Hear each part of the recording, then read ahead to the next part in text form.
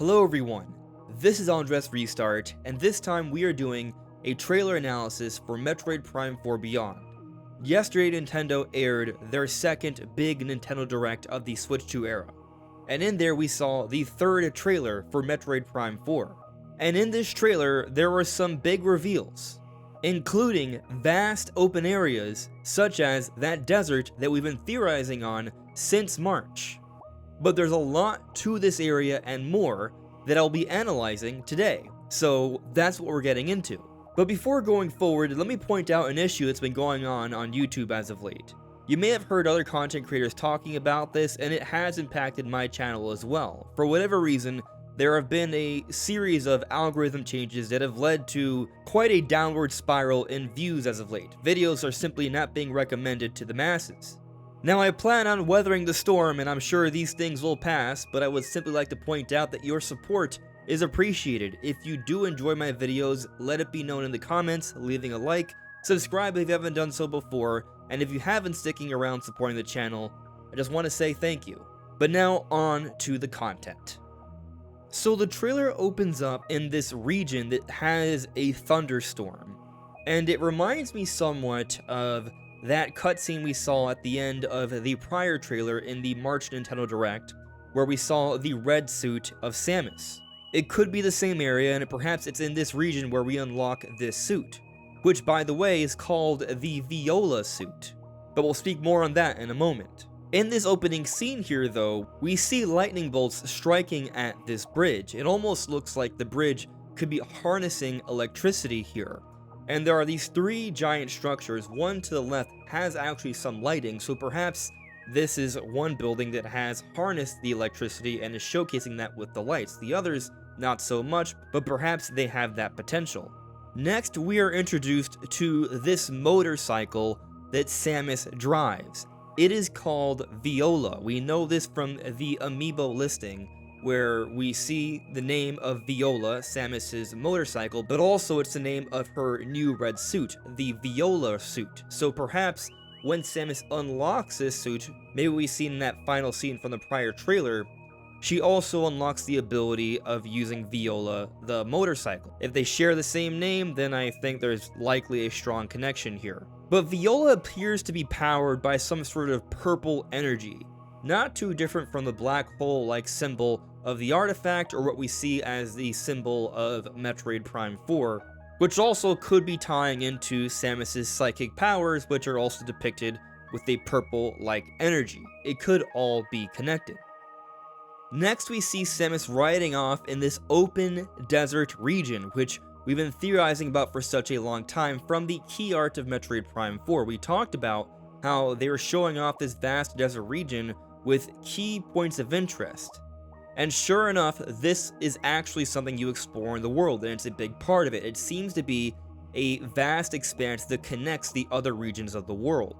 But we get to see Samus doing different things on her new motorcycle, Viola, such as doing a little bit of a drift, which many people are comparing to that iconic Akira moment. But we also see Samus do a little bit of a wheelie boost, where she does a wheelie and boosts forward.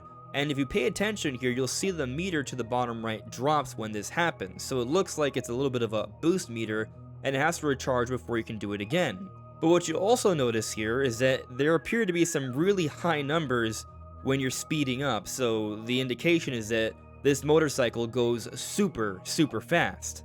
But notice in this shot right here, the storm region appears to be the left across this bridge. But then to the right, there is this giant tree, which I believe is the same giant tree we saw from the first Prime 4 trailer at the very end, that whole foresty area. But also in this next shot here, we can also see some icy mountains to the right of the tree, and we'll speak more on that in a bit. But it does seem apparent that the desert is a connecting piece of land to these other regions. And I think some people are concerned that this may take away from the overall Metroidvania style. I don't think that's actually quite the case, and as we progress throughout the trailer, I'll point out some signs to that. But in this desert area, we see some interesting little elements. There's a variety of little plants and rocks.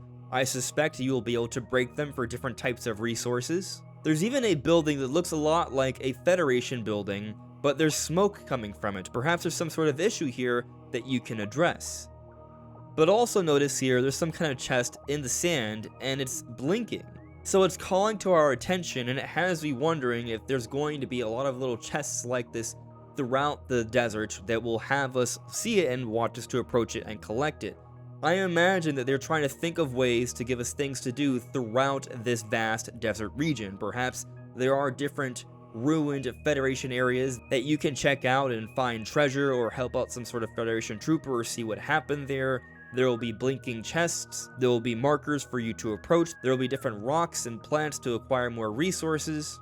And there's more to this desert, I believe, but we'll get to that a little bit later. Something else we see, though, another big structure, is some sort of alien-like structure that's to the right of the icy mountain. So to sort of illustrate what's going on here, we have the Thunder region, which we believe we saw in the beginning of this trailer, on one side, and then to the right of it is the big tree area where we've seen all the forest stuff from the prior trailer. Then next to that, there's some sort of icy mountain, and then next to that, there's some sort of alien structure. And in the middle of all of this, there's a desert region, and I am going to assume there are other things off into the distance at different angles that we just haven't seen yet. We do get to see, though, that Samus on Viola can do quite a bit. So there are some enemies on screen, and as you see here, you can actually lock on to the enemy. And then after this moment, from the back of Samus' seat, we see a homing missile come out of some kind, some sort of psychic energy-based crystal that after Samus locks on, shoots out and destroys the enemy. However, when this happens, there's nothing on screen that shows an exhaustion of any sort of resources here. And I think this is interesting because above that meter that we see that does exhaust when Samus does that little bit of a wheelie boost, there are these two little squares that seem to be for something, but I don't know what they are. If you have any ideas, let me know in the comments, but I haven't seen them been used for anything quite yet. Now, there are other abilities Samus seems to have on Viola beyond just shooting these homing missiles and doing wheelie boosts. She also has some sort of drift strike with a field of energy, as we see here. She uses it to destroy other enemies. But Viola here is clearly Samus's mount. Viola is the equivalent to Link's Epona or Mario's Yoshi.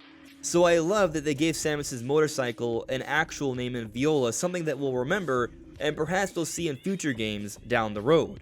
Now, it looks like we're going to be using Viola for a lot to explore this game, and we actually see that there are some long roads connecting different regions, like we see that one road connecting to this Thunderstorm region.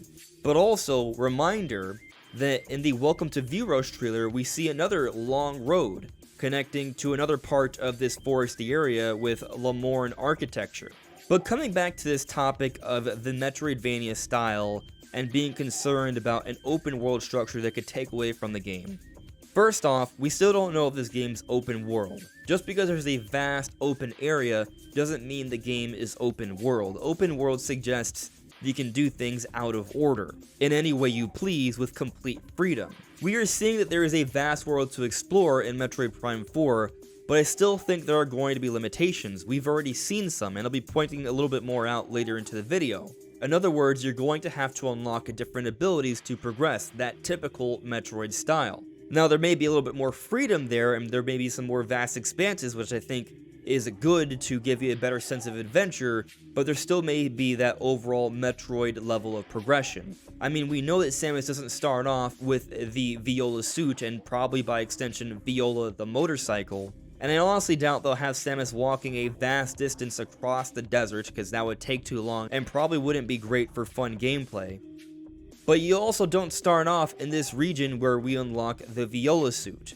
So what happens? Well, if you noticed from the prior trailer, the Welcome to View-Rush trailer, we do see Samus showing up in a portal here, but already having the Psychic Gem. So I don't think this necessarily takes place immediately after the introduction to the game. There's something that happens in between. But the main point to be made here is that there are portals. And this reminds me somewhat of Metroid Prime 3, where there were also portals, and these portals can act as warps to other areas in the world. In other words, Even if there is a vast area in the middle of all these other regions that connects them all in various ways, there's likely also going to be shortcuts or warp points to other regions. So in other words, we've already seen some evidence to suggest that this is still going to feel like your typical Metroidvania that's an interwoven maze with connecting paths. Continuing on with the trailer though, we see Samus get to an area, and there's a speed limit for Viola here, so it seems like when you get to certain areas, you're no longer allowed to use Viola, and so you jump off, and a very smooth transition, which I appreciate, and then you go into first person, and the visuals here just look fantastic. And this area here appears to be a futuristic factory with a lot of lava. Now something else I'll point out here, at this point, Samus has 4 energy tanks, but no apparent extra missile or weapon types. So with 4 energy tanks, that seems like some pretty decent progression, yet no other new weapon types have shown up yet. I find that curious, but perhaps there's different options here. Next we see these flame type bug enemies, and shortly after we see these warriors that are like these mechanical things shooting lasers that we actually saw in the key art of Metroid Prime 4. Here they are in action. And there appear to be other mechanical enemies here, because Samus next is fighting some mechanical spiders, it looks like, or something like that. Something else I think is worth noting, though, is that we take a look at the minimap to the top right, you can see these elevation symbols. I think it's a great way to depict how you can go up and down. This next part got me very excited. Well, every part has gotten me very excited, but here we see a snow region, which I think is likely where these icy mountains are. And I want to point out that there appears to be kind of like a rideable rail here, which if we go back to the desert, we can see what appears to be this rideable rail as well, connecting to the icy mountain region. And here we see this rideable rail again, like this giant line. And it reminds me of what we were able to do in Metroid Prime 3, where we're able to ride around a little bit. Perhaps they're bringing back this mechanic here for this snow region, and it also suggests that we're not just going to be crossing vast bridges with Viola to get to every region. Every region may have its own unique challenge to entering it. But then it also has me wonder, can we bring Viola? Perhaps we can't bring Viola at first, maybe there's a limitation there. And it's hard to say for sure, but what we see in this icy area appears to be pretty vast, yet no Viola. This might be a little bit of a hint at some of that Metroid-like structure where there are limitations and you can't do quite everything you'd want to do. And so you have to find other ways around that as you unlock more and more abilities, giving you more options for progression. We also see in this ice area though, there is a structure that appears very similar to what I believe to be Lemoran architecture, very much like how we saw in the Welcome to Vuros trailer. Now we next see these snow puppies, that's what I'll call them for now, attacking Samus, and I'm actually quite impressed with how many are showing up on the little radar map here. I'm counting at least 20, and at times I've counted 21, 22. They seem to be going in and out of this little blizzard that's showing up here, but that's quite a lot of enemies to have on the map with you at a time. So I would say that's a demonstration of some improved technology compared to prior Prime games. Even if this was developed with Switch in mind, Switch is still more powerful than the Nintendo GameCube or the Nintendo Wii. Now this next scene here is one of the most curious to me, because we see something very interesting. We see that left area of the HUD, those 4 buttons, what I presume to be the D-pad buttons, we already know about the missile launcher, but there's another one with a white flame symbol. And then to the right, there is another symbol next to the missiles. And so at first I thought that, okay, we see that the right of the D-pad activates the missiles, and that missile launcher matches the missiles to the right, and I assumed that the flame symbol matched whatever it was of that other ammunition type to the right as well. But they have different symbols. There's a white flame, and then there's a white, like, 3-circle thing. And then I'm reminded of what we saw in the prior trailer when they introduced the psychic abilities, where Samus could shoot around this psychic-like attack with 3 orbs in slow motion, and so it might be related to that, but I don't see how that's related to a flamethrower. They could be 2 different things. Like, if they were the same attack, why don't we just see the white flame again, but now see 3 little orbs that look nothing like the flame ability? So I'm actually going to guess that there's quite a bit of new abilities and missile types we're going to see in Metroid Prime 4, and we're seeing some evidence of that already. And I'll also point out in this scene, Samus has 5 energy tanks, which is more than the 4 we see earlier, where Samus doesn't have the flame symbol or this extra set of ammunition for whatever that is, maybe the psychic attack. And to be clear, it may not be a psychic attack, because we see the psychic attack from the prior trailer, which presumably is even earlier gameplay, so it's hard to say for sure.